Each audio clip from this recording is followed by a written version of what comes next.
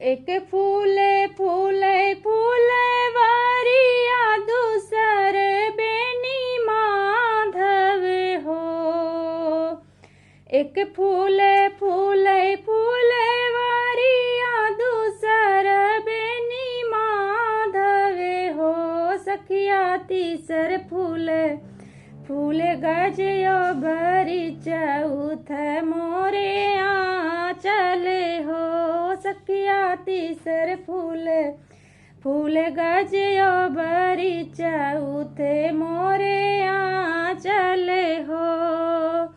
एक फूले फूले फूले वारिया दूसर बेनी माधवे हो। सखिया तीसर फूले फूल गजयो बरी चौथ मोरे चले हो। सखिया तीसर फूल फूल गजयो बरी चौथ मोरे चले हो। यही चारों फूलवा जो पाऊ त्यों तो से जिया सजऊ त्यों हो। यह चारों फूलवा जो पाऊ त्यों तो से जिया सजऊ त्यों हो। ललना ते ही पर ललना सोवाऊ त्यों दुनऊ जाने देखते हो। ललना ते ही पर ललना सोवाऊ त्यों दुनऊ जाने देखते हो। ललना ते ही पर ललना सोवाऊ त्यों दुनऊ जाने देखते हो। मचिया ही बैठी है सासू तो बहुअर से अरज करई हो। मचिया ही बैठी है सासू तो बहुअर से अरज करई हो। बहुअर कवन कवन बरत राख्यू ललन बड़ा सुंदर हो। बहुअर कवन कवन बरत की हो ललन बड़ा सुंदर हो। बहुअर कवन कवन बरत की हो ललन बड़ा सुंदर हो। भूखी रहूँ एकादशिया द्वादशिया पारने हो।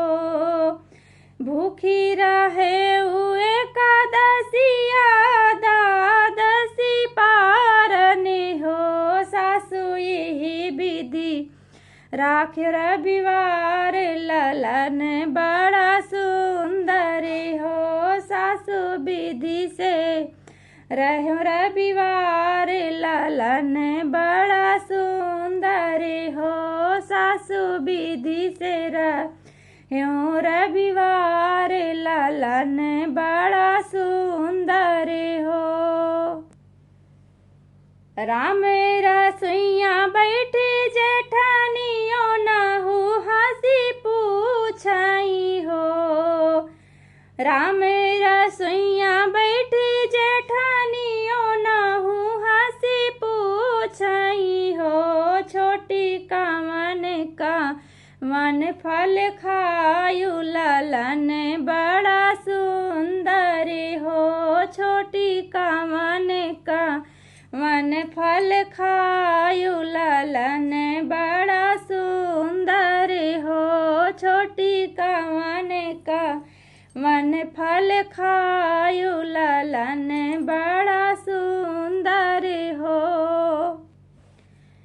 अमवा तो खायो घवा दिया तो इमली झपसी खायो हो।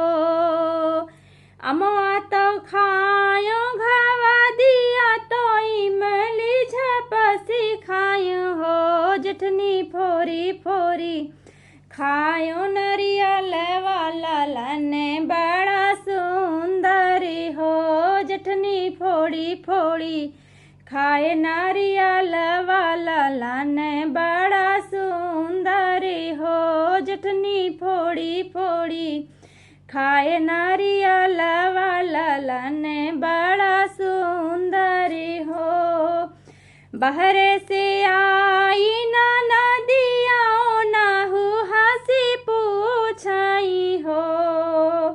बहरे से आई ना नदिया नाहू हंसी पूछाई हो।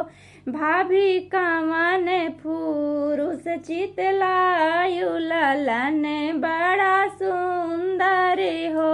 भाभी कवन पुरुष चितलायु ललन बड़ा सुंदर हो।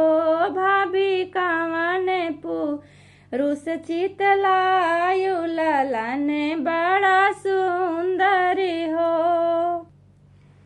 सोवत रहले अटरिया सपन एक देखऊं हो। सोवत रहले अटरिया सपन एक देखऊं हो। ननदी सपने में आय ननदोइया ललन बड़ा सुंदर हो।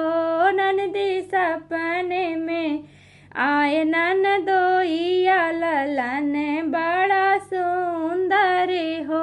ननदी सपने में आय ननदोइया ललन बड़ा सुंदर हो। एक फूले फूले फूलवरिया दूसरे बेनी माधव हो। एक फूले फूले फूलवरिया दूसरा बेनी माधव हो। सखिया तीसर फूल गजयो बरी चौथ मोरे आंचल हो। सखिया तीसर फूल गजयो बरी चौथ मोरे आंचल हो। सखिया तीसर फूल गजयो बरी चौथ मोरे आंचल हो।